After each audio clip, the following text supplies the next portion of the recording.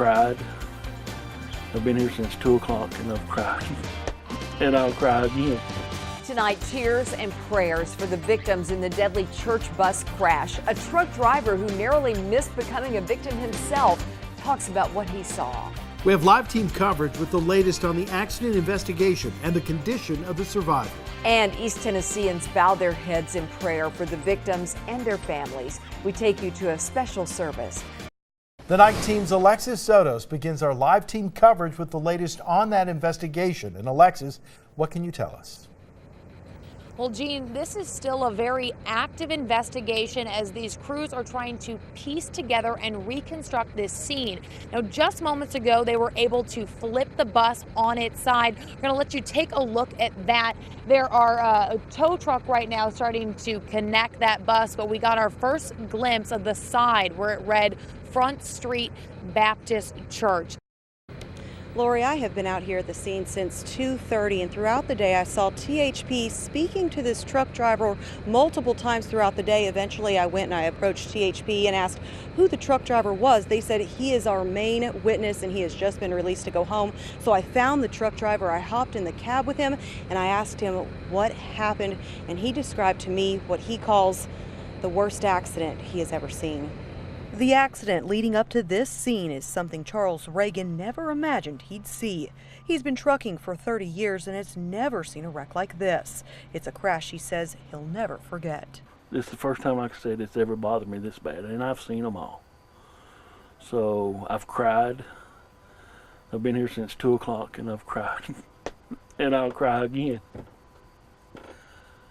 About to cry now, but it's a bad thing.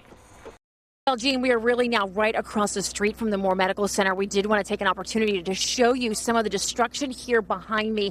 This is what people in the community are dealing with here tonight, just off of Telephone Road. Many of these people just getting back into this area right before the sun went down today to see what's left of their homes and really of their entire town. Now, again, Telephone Road right in the heart of the town of Moore. And we were told by passersby that yesterday no one was allowed in this section of town except for rescue crews. Now, in our short time here today, it was a much different story.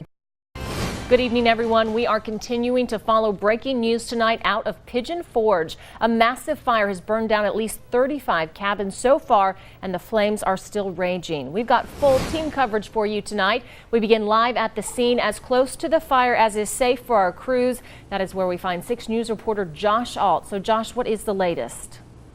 Jill, this has been a crazy scene here. We're actually about 5 miles from where the fire is. You can't see it. They're keeping us at a safe location, but it's about 5 miles from the Pigeon Forge city limits, and this fire is huge. Fire officials say it's going to take several days to get this fire under control. Huge flames could be seen from Wares Valley Road hours after the fire first started. If they could avoid the Wares Valley area of Pigeon Forge right now, this is still an active fire and it's still being worked until it's under control. For traffic purposes and for safety, if people would please remain off of Wares Valley Road, that'd be very helpful. Fire officials say this fire has burned more than 300 acres and more than 35 structures, mostly rental cabins, have been destroyed. Patricia Gallion owns more than 100 acres in the fire's path. I just don't know if it's any of our property or not. And then some of my friends live up that way, and I was just a little bit concerned about them. More than 20 fire departments are on the scene. Families of the firefighters are praying for their safety.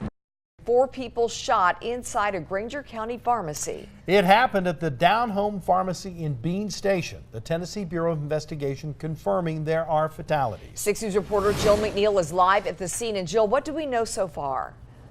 Well, we do know that 2 of the 4 shooting victims were pronounced dead inside the pharmacy this morning. Officials are still not letting the media get very close to the scene, which is behind me here on Main Street. Take a look at some of the video we were able to shoot this morning when we arrived. The Down Home Pharmacy is in the middle of a small shopping center that also has a health clinic and a grocery store. We're told 2 male victims were shot dead at the scene. 2 female shooting victims were flown by helicopter to UT Medical Center in Knoxville. We do not know their condition at this time.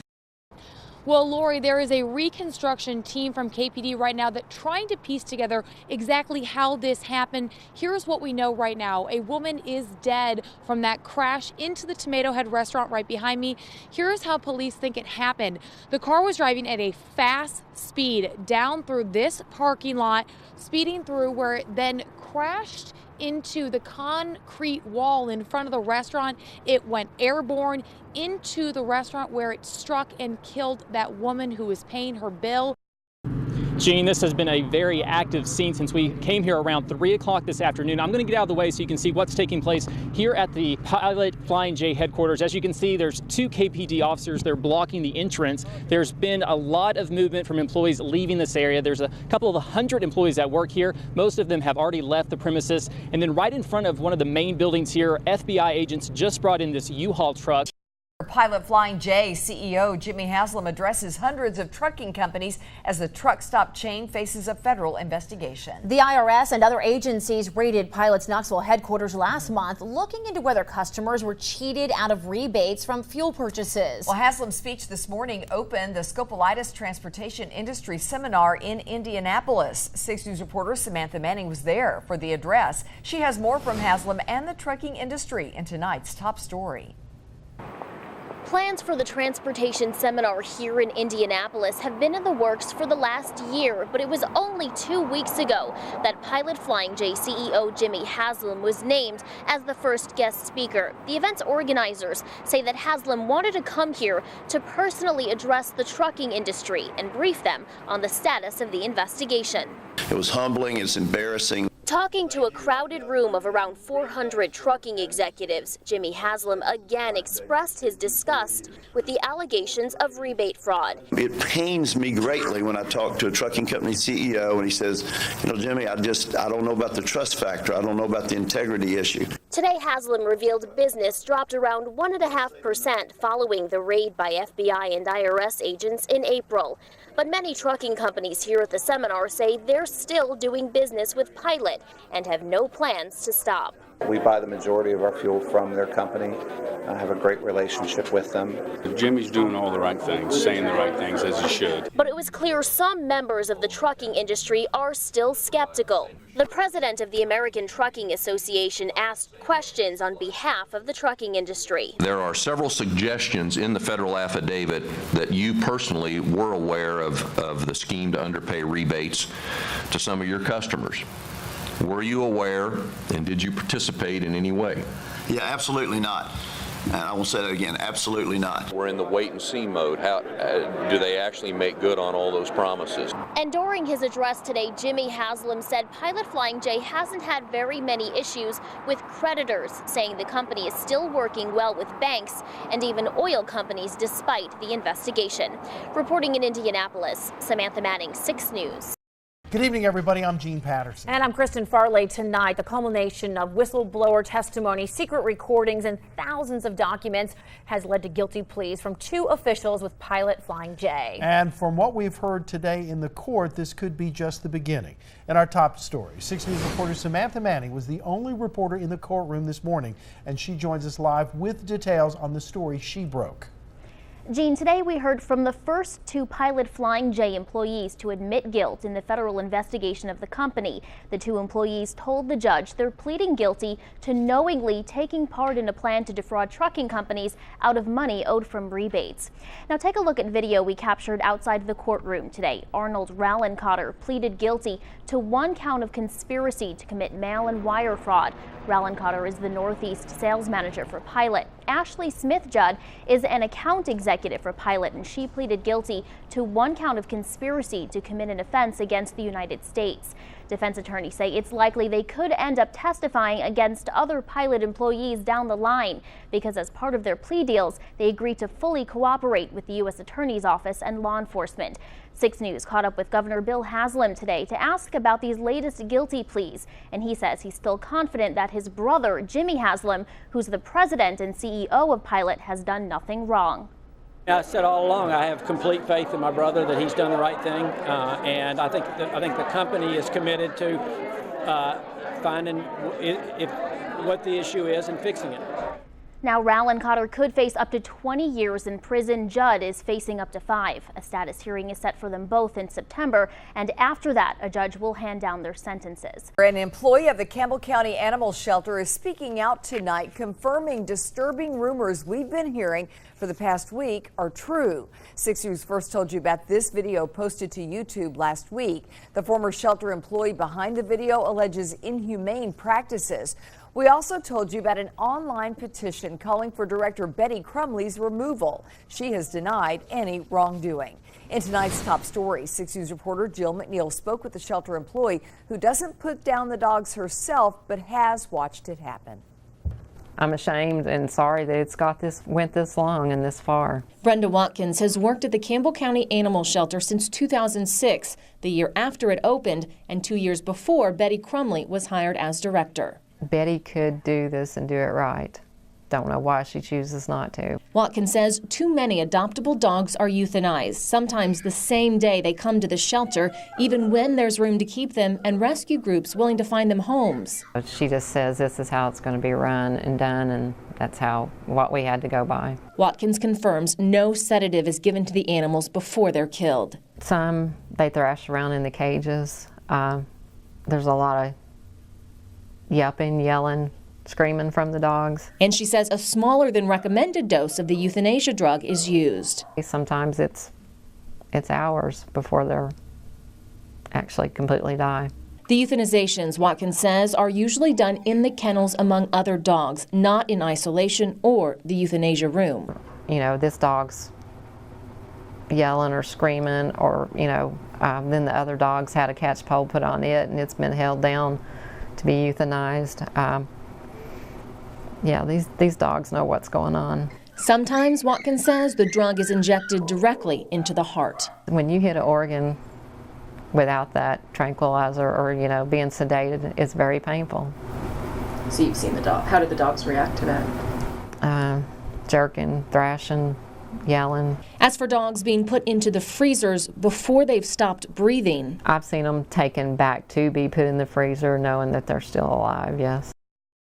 Well, the Campbell County Animal Shelter is nearly empty tonight, more than a week after 6 News started investigating allegations of inhumane treatment there. Employees at the Adrian Baird Animal Center in Jacksboro say too many adoptable animals are euthanized even when there is room to keep them, and rescue groups are willing to take them. They also claim not enough euthanasia drug is used, meaning animals linger and are sometimes put into the freezers while still alive. 6 News reporter Jill McNeil was at the shelter today and talked with the mayor about what's being done to fix the problems. Jill. Well, after originally backing the shelter's director, Betty Crumley, Campbell County Mayor William Baird has now promised to make a decision in the next 24 hours. He'll either close the shelter temporarily or suspend Betty Crumley.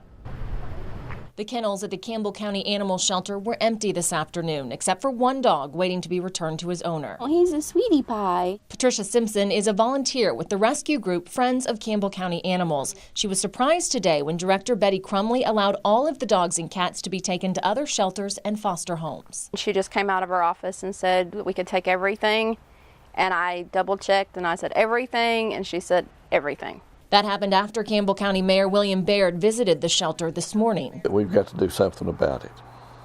Something has to be done fairly soon. The mayor says hearing allegations straight from shelter employees like Brenda Watkins, who talked to 6 News on Tuesday, has had an impact. It's hard not to believe those folks, and I'm not going to pass any judgment until, like I said, all the investigations are complete. It's taken him a while to get to this point, Baird says, because of Crumley's history in the community. We are good friends, but that's not the reason that she's kept her job. Betty's been involved with the Humane Society for years. She raised a lot of money for spay and neuter programs. The mayor says if he can find other shelters to take Campbell County's incoming animals, he may temporarily close the shelter. If not, he says he's looking for someone to fill Crumley's shoes so he can put her on administrative leave. A local church and its pastor are angry after the Tennessee Wildlife Resource Agency seized around 50 venomous snakes today. The snakes were confiscated from the Tabernacle Church of God in La Follette. Officers citing the preacher, Andrew Hamblin, with possession of Class 1 wildlife, which includes any animal that is a danger to humans. 6 News reporter Alexis Zotos was at the church today. She joins us now live here in the studio with more on why this pastor says his rights have been violated. Alexis. Well, Kristen, Pastor Andrew Hamblin says he knew this day could come. He was aware that possessing these snakes is illegal, but he says it's a risk he and his congregation take to practice their faith.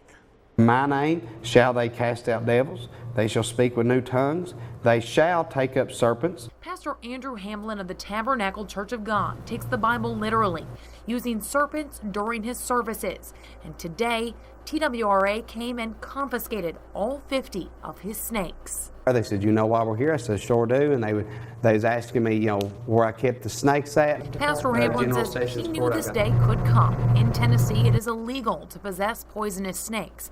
But he says that law is trampling on his religious freedom. To me, it's unconstitutional. To me, telling someone what they can or cannot have in a worship service is no different than telling someone they can or cannot have a Bible. But TWRA says the snakes are a danger to the public. A venomous snake can bite and kill a human being, especially the elderly or the young folks. And you see both of those kind of folks in and around these snakes at his church. And the containers that they're held in aren't very good containers. Some of them are just simple aquariums with broken glass. Snakes can get out of these types of enclosures. They do all the time. He says he's always been careful to ensure the safety of his congregation, keeping the snakes locked up. I was the only one with the key to it. And if you come in, right here's where I kept them. TWRA says the snakes were also in poor condition. They're now being held at the Knoxville Zoo. But Pastor Hamblin says TWRA's seizure isn't going to stop his church from practicing. We're still going to do it. You know, one way or another, they might not be kept here like they were. They might not be, you know, kept by anybody here, but one way or another, there'll still be serpents took up at this church. Now, TWRA says they have been aware of Hamblin and his snakes. He was actually on a TV show about his religion and the way he uses his snakes, but they've only recently been able to prove that he had those snakes here in Tennessee. Now, Pastor Hamblin is scheduled to be in court on November 15th in Campbell County. Live in the studio, Alexis Zotos, 6 News. Clutching his Bible, La Follette pastor Andrew Hamblin entered the Campbell County courtroom to a round of applause from his supporters wearing red, until they were silenced by a bailiff. The judge read the charge against him. Mr. Hamblin with possession of Class 1 wildlife. And his lawyer entered a plea. The plea of not guilty. A preliminary hearing was set for next month, and Pastor Hamblin went outside to greet his backers. How we doing? I'm doing wonderful, Pat, doing wonderful. And address the media. If God moves on me and I feel led through him by the Holy Ghost to reach my arm into a box of rattlesnakes, I should have my religious right to do that. They called 6 on Your Side consumer reporter Don Dare to explain why running out of bandages is not an option here. And Don also reports that TennCare is fixing the problem, right? That's right, Lori. The baby in this picture has lived with painful blisters ever since he was born. You know from experience that when a blister is covered with a bandage, the pain eases somewhat. Well, this little boy has EB, a disease that causes blisters. They're called butterfly children because their skin is said to be as fragile as a butterfly's wings. Ever so gently, Miranda Madden carefully places her baby on his changing table. Grabbing something to play with, Dad. 13-month-old Asa Madden has a rare skin disease, epidermolysis bullosa, or EB, a defect that causes blistering on his fragile skin. His mother says a hug, a touch, even a fall can result in blisters. To help promote healing and reduce infection, several times a day, Miranda carefully changes the special bandages around Asa's tiny legs and arms. Simultaneously, Kenneth prepares the new bandages that will cover the infected areas. This is life as he knows it. He is very brave. While the Maddens have insurance, it does not cover the critical supply of bandages and gauzes. TennCare's health plan covers that cost, which amounts to several $1,000s a month. Until last month, Kenneth says he had no trouble gaining approval when ordering these big bandages from a company called CareCentrix. They also approved special gauzes of different sizes that hold the bandages in place. But in February, the couple says TennCare's health plan started handling the approval process. Prior to February, things were smooth for the first year of Asa's life. Last month, it took weeks gaining approval from TennCare for the bandages and gauzes.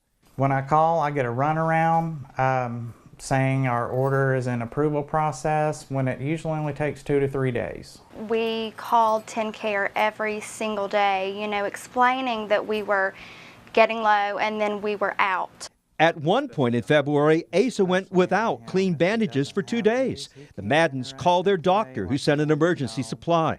Miranda, ever so tenacious, was on the phone to TennCare's health plan. We were also told to take our child to the hospital if we were to run out, rather than prioritizing the authorization. Eventually, the critically needed supply did arrive last month, late. Regarding Asa's case, 6 on Your Side contacted TennCare. The state says it does not feel his case was handled with the level of care and attention we all expect.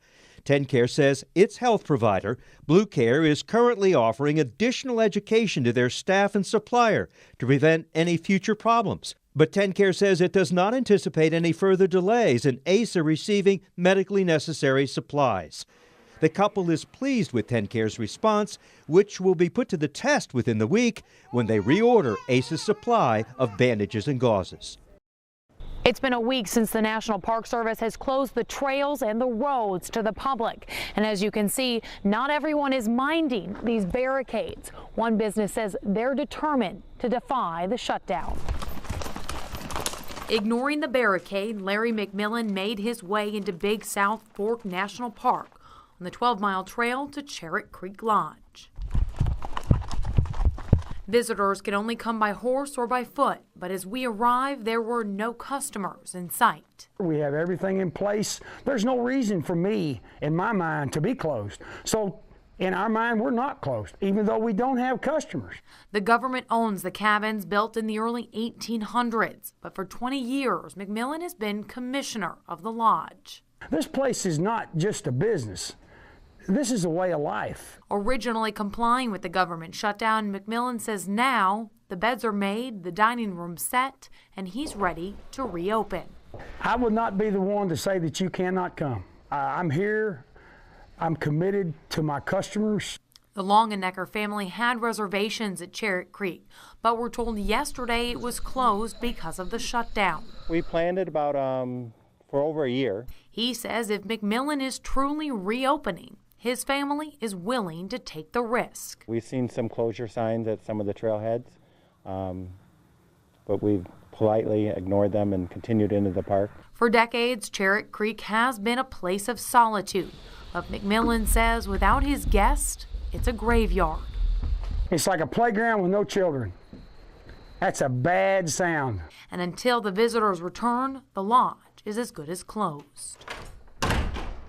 The National Park Service has told Mr. McMillan it is unacceptable to bring guests into the lodge while the shutdown continues. In Big South Fork, Alexis Zotos, 6 News 19. Knoxville's first Red Cross volunteer arriving here just after 6 o'clock this evening. We drove up to Oklahoma City to meet him at the Red Cross headquarters there and to find out what he expects for the next few days. It's a Southern saying. We all know what it is. I'm working can to can't. You know, you get up in the morning and you go until you drop. John Manners has been with the Red Cross since 2002. His last deployment was West Texas, the site of that massive plant explosion. Now, John volunteered to be here in Moore, Oklahoma. He will likely be deployed on one of these mobile vehicles like this one. You guys have extra things? Thanks. Yeah, we got gloves. Or at one of 6 area shelters where he will work with local doctors to get vital medical supplies. So what's wrong with Washington? I spent the day talking to our lawmakers about that very question. Is it the system, or is it just simply too hard to fix? Yes, the system right now is broken. I don't think there's any question that Washington has not solved our nation's problems. Both Senator Corker and Congressman Fleischman say it's easy to get distracted in Washington, but keeping an eye on spending should be job one. Together with veteran Senator Lamar Alexander and longtime House member Jimmy Duncan, the 4 Republicans shared their thoughts with 6 News. I'm pessimistic in that I'm not sure enough people realize the seriousness of the hole that we're in. Serious, but here is where it gets sticky. While Democrats feel like a balanced approach is appropriate, that's targeting tax increases for the wealthy and spending cuts, Republicans are looking at only the spending side. And Duncan and the others say to make a real dent in spending, you have to look at entitlements. What we need to do is reform the mandatory spending programs to preserve these programs. Those programs, of course, include Medicaid, Medicare, and Social Security. So how do you touch those programs and still protect those in the programs? You can do these things in an artful and a graceful way so that, you know, you almost don't notice that it's even occurring, okay? But you've got to start turning the ship. And everybody acts like, you know, something draconian is going to happen the very next day. Well, that's not the case. I mean, these are tweaks. I'm not raising my voice, I'm not confrontational, I want my kids. This video was taken by Amanda Long Thursday afternoon as she and her fiance, Jim Howe, were trying to pick up Howe's 2 children from South Cumberland Elementary School. It shows Howe arguing with the school resource officer and sheriff's deputy, Avery Yates. Go get your lawsuit, I don't care, you're not intimidating me, Jim. Howe says because of a new policy that started last week, the only way parents can get their children after 2 p.m. is to wait in this line of cars until everyone is released at 2:35. He says not only is this time consuming, it's illegal. You don't need a reason as a parent to go get your children. They are our children. You're the boss? Are you the superintendent of the schools? As the argument continues, Deputy Yates arrests Howe for disorderly conduct. Put your hands behind your back. Okay, no problem. Deputy Yates tells 6 News he's unable to comment because it's an open case. Cumberland County Sheriff Butch Burgess says he hasn't seen the video and doesn't need to because it won't tell the whole story. He says Yates was just doing his job. The resource officers are there to enforce the law. The sheriff does agree with Howe on principle. Both men say the new policy is creating safety concerns, mainly because the line of cars that are forced to wait along this highway. But Burgess says parents should take any policy concerns to those in charge of the policy, not the school resource officer. On the other hand, the school system needs to realize too that you can't make a black and white law. If not for policy, we would have chaos, and we don't need chaos at the schools, but we also don't need an overzealous deputy setting an example like that in front of kids. You either get out of the way of traffic or you're going to jail too. You understand me? 16 reporter Stephanie Beacon's investigation caught the scrap metal yard red-handed. We will call this construction worker Tom Clark. We are hiding his identity for his safety. He is fed up with thieves stealing copper from his job sites. We've had several of the houses broken into and they've stolen all the copper wiring out from underneath. When the copper is gone, he can't work. The property owner must buy more copper, which puts the project and the paychecks on hold. And then when you lose a couple of weeks of pay, why, it affects you, your family. Lieutenant Steve Webb with the Knox County Sheriff's Office Property Crimes Unit says copper thefts are a problem. He says extensive scrap metal provisions were enacted in 2008, giving law enforcement additional tools to crack down on thefts. If there is a theft at a location, that we can go in and we can check scrap metal yards to see what's being sold at those yards for possible recovery and to prevent theft of items. The law requires scrap metal dealers to record the seller's tag number, get a copy of their license or photo ID, and take their thumbprint. If a person is trying to sell copper or an unattached catalytic converter, the dealer must write a check and mail it to the address on the license or give a voucher. The seller must wait 5 days to redeem the voucher for cash. That's given 5 days that a report could be made and law enforcement launch an investigation. Clark says before copper wire is sold to a scrap metal yard, the insulation is burned off. With our hidden cameras rolling, this copper was sold to ESR Scrap Metal Recycler on Governor John Sevier Highway in Knoxville. No thumbprint was taken, and cash was given at the time of the transaction, which is against the law. The following week, we went back to ESR Scrap Metal Recycler again with hidden cameras rolling, and again the law was broken. Copper pipe was sold, and as you can see, cash was given at the time of the transaction. Dealers are supposed to wait 5 days before handing out cash. Clark was upset to see the company continually breaking the law. There's a reason for it. That's why they enacted the law, and if they're not following it, then they're inviting all the criminal element to come out here. Hey, we're open for business. Bring us whatever you can. I went to the ESR scrap metal recycler to get answers. I'm Stephanie Beacon with WATE 6 News. Hi. Hi. Are you aware that there are rules scrap metal dealers are supposed to follow? She pointed to someone else and told me he was the manager. What is your policy regarding copper? Copper, we have a 5 to 7 day wait on anything we take or anything we buy. I showed the manager, Barry Biter, our video. And we just went in, we had copper. And he works with you, right? Yeah. And that's cash given on the spot. So why would that happen? I don't know. It shouldn't be happening. Okay. Is this something that's going to change, or what would you say about that? Yeah, it will change. Each stop starts the same, alerting kids their free lunch has arrived. But in most cases, the heads up is not necessary.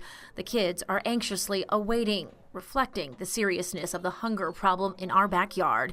In fact, in most cases, the children run to be greeted by familiar faces with hot food. How are you girls today? Good. With a squirt of anti-bac, the 20-minute lunchtime service can begin.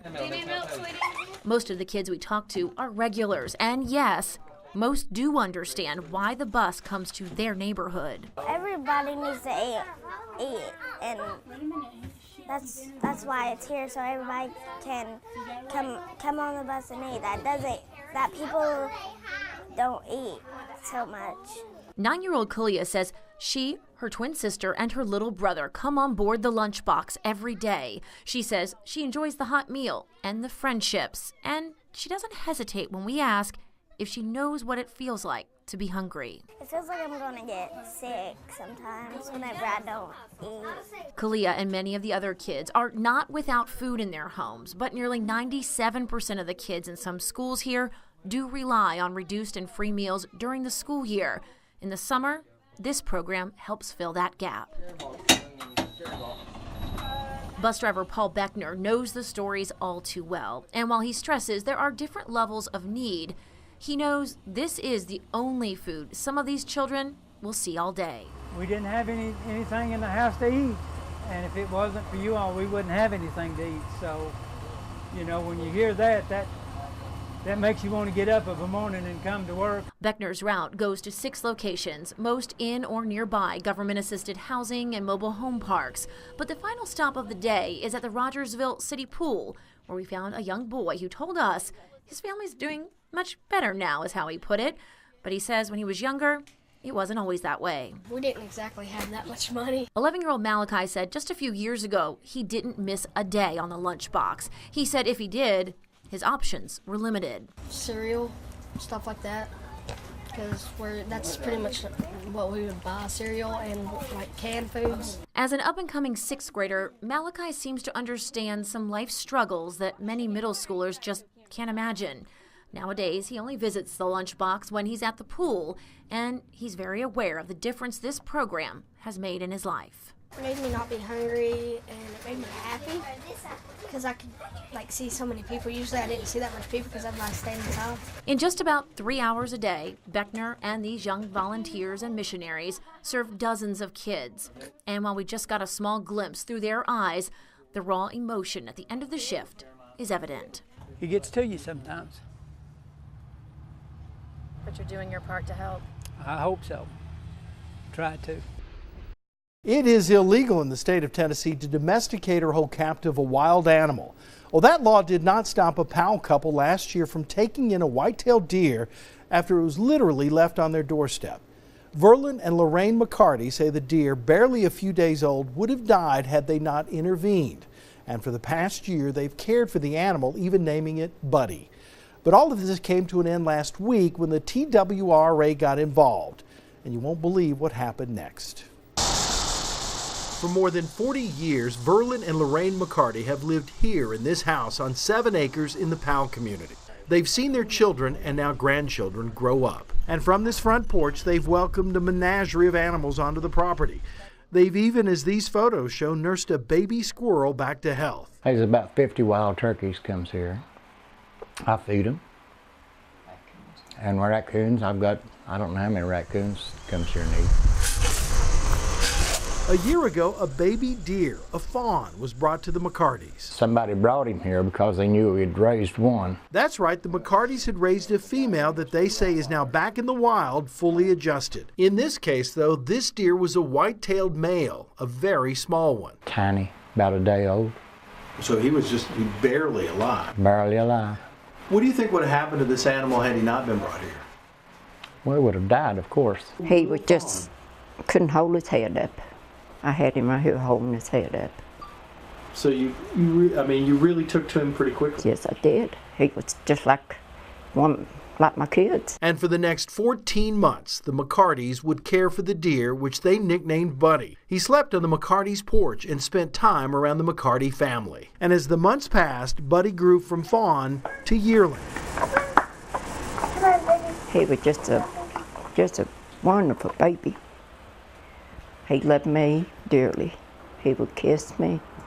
He was holding around me, hugging me.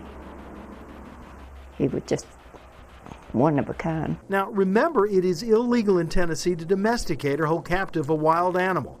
The McCartys say they were aware of the law, but didn't feel they were breaking it because Buddy could come and go as he pleased. So you feel like, even though he slept here, he was completely free to come and go? He was free to come and go as he went. He was a pet, in a sense, but he was still wild.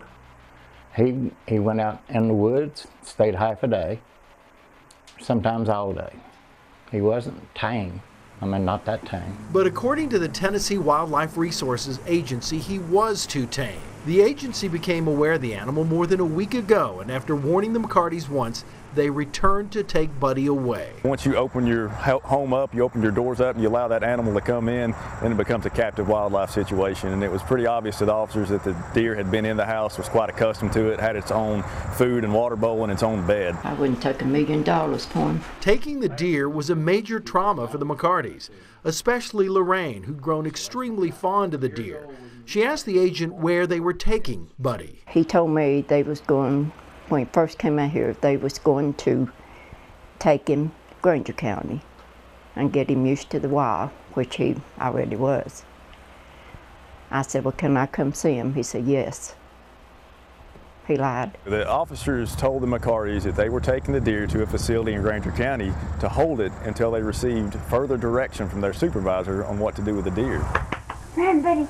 Run, Buddy. The officers described to their supervisor, Captain Willard Perryman, how the animal behaved toward them, and based on that, Perryman made his decision. In his words, when they took the deer out of the wild and made a pet out of it, they essentially signed its death note at that point. TWRA killed the deer. Lorraine McCarty only found out this week what had happened to it. It upset me. I thought, he was my baby. He really was.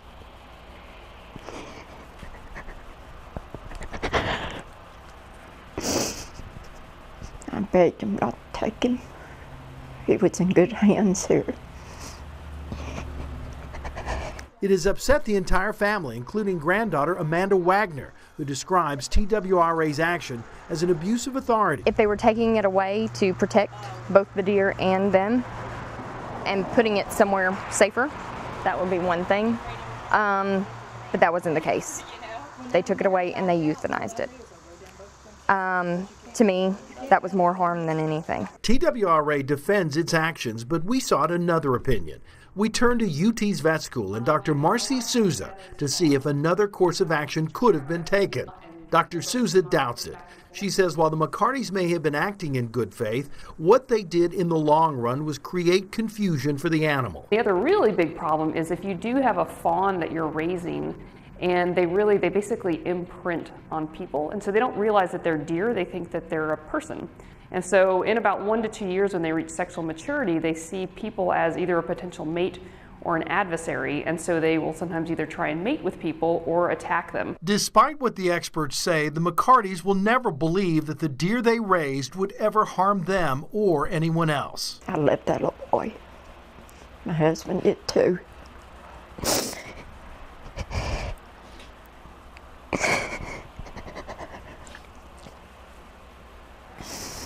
sorry. Oh, I'll never get over it. He was alive. Now, we've asked for the complete investigative file on the McCarty's case, and we're told it may take several weeks before that file is available to us, and we will let you know what we find. Live from the station that's on your side, this is 6 News at 11. Good evening, I'm Lori Tucker. I'm Gene Patterson. Tonight, Interstate 40 in Jefferson County remains closed in both directions as THP crash scene investigators begin the difficult task of gathering clues in the deadly church bus accident. This is how the scene looked earlier today. 8 people were killed, 14 others injured when a tire on the North Carolina church bus blew, causing the deadly chain of events with a tractor trailer and an SUV. The night team's Alexis Sotos begins our live team coverage with the latest on that investigation. And Alexis, what can you tell us? Well, Gene, this is still a very active investigation as these crews are trying to piece together and reconstruct this scene. Now, just moments ago, they were able to flip the bus on its side. We're going to let you take a look at that. There are a tow truck right now starting to connect that bus, but we got our first glimpse of the side where it read Front Street Baptist Church. Now that is the church group that was coming from Gatlinburg. You can see the mangled end that was the front of this bus, and now these crews are tasked with coming up with all the answers. Nearly a dozen agencies responded to the deadly 3-vehicle crash after a blown tire caused a church bus driving east to cross the median, hitting an SUV and then a tractor trailer. The truck engulfed in flames. The bus turned on its side as first responders arrived. Some hot and heat exposure to one section of the bus, and we were able to remove all the victims fairly rapidly that were alive. The truck driver was killed, along with 6 on the bus and 1 in the SUV. We have confirmed the truck driver worked for BAH Express out of Atlanta. Fire crews spent hours battling the blaze. It was completely consumed. Now it's a matter of putting together the pieces of what happened and looking at the mechanics of the bus as well as the driver. Driving history of the bus driver, qualifications of the bus driver. As far as DOT inspections on the bus, I'm sure that will all be looked at. There were 18 on the bus coming from a church conference called the Fall Jubilee in Gatlinburg. At this point, THP says it appears to be just a terrible accident. It appears to be at this present time a very bad crash scene that is just due to the tire that got started from the tire being blown out. There were no minors involved, but investigators are still working to identify and notify the victims' families. Because of the chaos of the scene, we still have to determine who was where, and that would be part of what the Highway Patrol's investigation determined. Now, THP's critical response team is the one that is here remapping and reconstructing this accident site. Now that they have the bus flipped, they are going to be able to get a lot more information about that. You can see there are tow trucks here. Those tow trucks will begin towing away the truck and the bus so they can continue this investigation, looking for any mechanical issues that mean this could have been something more than just a terrible accident. We're going to send it back to you guys in the studio. Jean, Lori. All right, Alexis. Now, the magnitude of this crash is so evident when you take a look at aerial views of the scene. Scenic helicopter tours of Pigeon Forge took our crew over the area. You can see the church bus turned on its side there with debris scattered across the median and the westbound lanes of I-40. The cab of the tractor trailer nearly unrecognizable. The ground around it black from the smoke and the fire. The night team Stephanie Beacon talked with a truck driver who saw the crash. She joins us live with the terrifying moments he witnessed. Stephanie. Lori, I have been out here at the scene since 2:30, and throughout the day I saw THP speaking to this truck driver multiple times throughout the day. Eventually I went and I approached THP and asked who the truck driver was. They said he is our main witness and he has just been released to go home. So I found the truck driver, I hopped in the cab with him and I asked him what happened, and he described to me what he calls the worst accident he has ever seen. The accident leading up to this scene is something Charles Reagan never imagined he'd see. He's been trucking for 30 years and has never seen a wreck like this. It's a crash he says he'll never forget. This is the first time, like I said, it's ever bothered me this bad, and I've seen them all. So I've cried. I've been here since 2 o'clock and I've cried. And I'll cry again. About to cry now, but it's a bad thing. For hours, Reagan answered THP investigators' questions about what he witnessed. He hit the SUV first, and it was pulling a boat trailer, and separated it. And then he got the tractor trailer and killed the driver of the trailer. Reagan was driving a load from North Carolina to Kentucky. He says he was very close to hitting the swerving bus. The bus missed him by just feet and struck the SUV behind him. Debris from the crash damaged his truck. My window's down, so if that would have hit here, it would have killed me. If I'd have been 2 seconds earlier, he'd hit the truck, and I just filled up to 250 gallons of fuel 30 miles ago. So it could have been horrific. Reagan says his thoughts and prayers are with the victims and their families. My heart's breaking for them. Reagan told me after being released by THP that he was just going to drive up to the next exit. His wife was waiting for him to take him home. He told me he just couldn't drive anymore tonight. He was too upset and just too emotional. Live in at Jefferson County for the 6 News Night Team, Stephanie Beacon. All right, thank you very much, Stephanie. Tonight, 14 victims in the church bus crash are being treated at UT Medical Center. Several area hospitals were on standby to receive patients, including Children's of East Tennessee, Newport Medical Center, and Jefferson Memorial.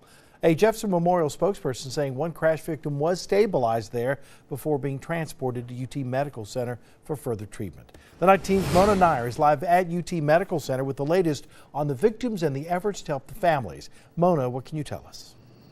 Gene, as you said, 14 patients from that crash are here at UT Medical Center. 2 of them are in critical condition, 7 of them are serious, and 5 are stable. Their families are here at the hospital as well, and the Red Cross is set up to help with basics like food as well as emotional support. All afternoon, we watched them come in. Some crash survivors brought to UT Medical Center by air, others by ambulance, making an already busy hospital trauma unit even busier. I can't specifically recall an incident like this in gosh, many years where you've had this many people coming in. For the families of the 14 patients, Red Cross set up an assistance center on the ground floor of the facility, providing basics like food as well as emotional support. There are some families who are already here. There's some local families who have loved ones who are here, and they're trying to get information like we all are, just waiting. Just waiting in these situations is tough. Folks here doing what they can to make things a little easier. It's a bad thing that happens, and your heart just has to go out to these people and their families as well. Now, this is certainly a trying time for these families. UT staff doing what they can to protect their privacy. If you are a family member looking to contact the Red Cross, please call 865-305-5716. Reporting live at UT Medical Center, Mona Nair, 6 News Night Team. All right, thank you, Mona. And tonight, many of the families of victims at UT Medical Center traveled from North Carolina to be with their loved ones. Front Street Baptist Church is located in Statesville, which is just outside of Charlotte. This evening, one of the church's pastors spoke about the terrible tragedy. 6 News reporter Josh Hall continues our live team coverage in Statesville. Josh. Gene, we are situated right across the street from the church. There are still a lot of members here praying, being together through this very difficult time. Right with me right now, I have Amy Squibb. Come over here, Amy. She was just out front. You were here putting some flowers and a wreath here in front of the church. Why did you want to do that? We just want to show the community that we're here praying for them and just to support them through anything we can do. And you live just a few minutes from the church. Why is this hitting the community so hard? It's a big church, so we know either of somebody that goes here or we've been here before, so we're a very close community, and it's just shocking. And earlier this evening, we did speak with one of the pastors here at the church, and this is what he had to say. We don't have all the facts to give here, but we do know that there were several that went on to be with the Lord. This is a time of difficulty, but we trust in the God. We trust that He is there always. Church leaders will be having a press conference in the morning for the media at 8 o'clock here at the church. We will be there and we'll bring you the latest from Statesville. Reporting live in Statesville, Josh Alt, 6 News, Night Team. All right, thank you, Josh. Dr. Charles Stanley was the last to speak at the Fall Jubilee in Gatlinburg. Dr. Stanley, along with In Touch Ministries, has released this statement about the church bus crash. It says, quote, Dr. Stanley and the staff of In Touch Ministries wishes to offer their sincere condolences to this faithful group who joined them in Tennessee to worship the Lord. Many of them now have the joy of seeing Him face to face. But for those with injuries and for the loved ones left behind, we offer our continuing prayers. Well, East Tennesseans are showing their support for the victims in the crash. Coming up, we'll take you to a special prayer service here for those victims and their families. And we'll see temperatures in the upper 50s and low 60s early in the morning, some patchy fog, and a nice start to what should be another warm day. I'll have the weekend forecast next. Well, tonight, members of our community gathered to pray for the victims of today's deadly crash. The night team's Samantha Manning was at the service in Dandridge. She's here now with us live in the studio. Samantha. Well, Lori, the associate pastor at the First Baptist Church in Dandridge says the parents of one of the crash victims stayed at their church temporarily this afternoon following the crash. They were there to wait for other family members to pick them up as they tried to grasp what happened. We're told their son was one of the 8 people who died in the fiery crash after his family was returning home from a fishing trip and were heading back home to Knoxville. She says, rejoice with those who rejoice and weep with those who weep. Members of the Dandridge community came out to pray this evening, thinking of the victims and families of those involved in the 3-vehicle crash on I-40 that left 8 people dead and 14 others in the hospital. Several of the victims were on board a church bus from North Carolina headed home. It's every pastor's nightmare. Pastor Bob Brown was called to the scene of the crash to serve as chaplain and saw the wreckage firsthand. I can't imagine what's going through the minds of those that are involved. The First Baptist Church offered hospitality to the family of one Knoxville man killed in the crash. They came here just to rest after they'd been on the scene for a while, and came here to just rest and wait on family from Knoxville to pick them up and take them home. Church leaders say that family was returning from a fishing trip when the crash happened. The father was very comforted because he knew that at the moment of his son's death, that his son was spending eternity with Christ, and he had a peace about him because of that. We're just sort of trying to process. It's easy to give real simple, glib answers at this time, but at the end of the day, we will promise to pray and certainly promise to render whatever care we can. Now, the First Baptist Church in Dandridge doesn't normally hold services Wednesday evening, but they say they chose to meet tonight specifically to pray and give their support to those involved in the deadly crash. Live in the studio, Samantha Manning, 6 News Night Team. All right, Samantha. Now, as we mentioned, the church group was on its way home to Statesville, North Carolina after a trip to Gatlinburg. Seniors from Front Street Baptist Church were attending Fall Jubilee. Organizers of that event sent us this statement, quote, "Our thoughts are with our friends at Front Street Baptist Church in their tragic loss. Pastor Johnny Hunt, the congregation at First Baptist Church Woodstock, and all the Jubilee team have you in our prayers." Again, both directions of I-40 are expected to be closed all night at the scene of this accident. TDOT has posted some alternative routes around the crash scene. Westbound traffic must take exit 424 to State Route 113. Then, drivers must take State Route 341 to I-81 south at exit 4. And if you're heading toward Jefferson County, you should take I-81 north to I-26 and then back to I-40 in North Carolina. All this information is available at our website, WATE.com. Tonight, the traffic is clearing in Dandridge after heavy traffic from the crash detour earlier today clogged the town streets. At one point, Dandridge police reported traffic backing up several miles in both directions. The force called in 7 officers to help block off intersections to keep traffic flowing. Police have started to remove some of the traffic barriers, but it may still be some time before things get back to normal. Hopefully by morning everything will be flowing smoothly, but it just depends how long it takes them to get the wreck scene cleared up. Now, 2 officers from the Newmarket Police Department also assisting Dandridge Police tonight with traffic control. Tomorrow, authorities are scheduled to give us an update on the church bus crash about 8 in the morning. We will carry that live on air and online, and we will continue to bring you the latest on 6 News and WATE.com, along with our 6 News Facebook page and Twitter. Well, Knoxville police tell us a report of 5 men with guns at Knoxville College turned out to be a false call.